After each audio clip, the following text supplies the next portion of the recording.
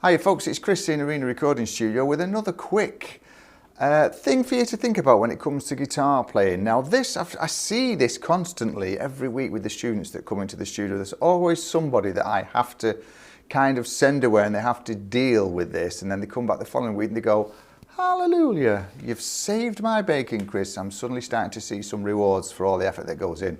What happens when we're playing chords at first, and you notice I've not got a guitar with me, I don't need one, I'm just going to demonstrate something, this is why it's such a short video for you, is that we can't quite get the notes to ring cleanly or true, or we get the little plink in between on certain strings, dead notes.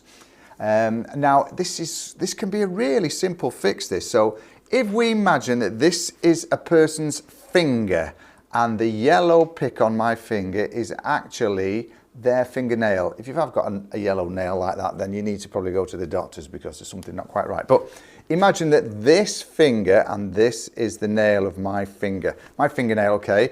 This is the guitar fretboard. When we're trying to fret a note, look what happens if we've got long fingernails, okay? So look at the angle of my index finger, my first finger.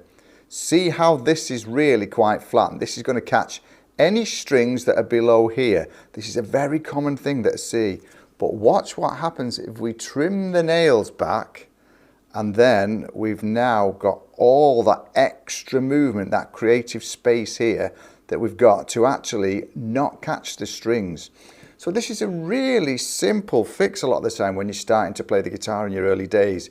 We go from people wearing, especially the young girls nowadays, like to have the long nails on, and look how it restricts your finger movement. Take the nail back a little bit, trim your nails, and you then suddenly get this extra amount of movement and capabilities to clean those chords or those phrases or scales up. And it can be just something as simple as trim those nails back a little bit to create that extra space. What an easy fix is that? One of the most common things I see with most people. Simple as that. How easy is that? Sometimes it's the little simple details that are restricting your progress as a guitar player.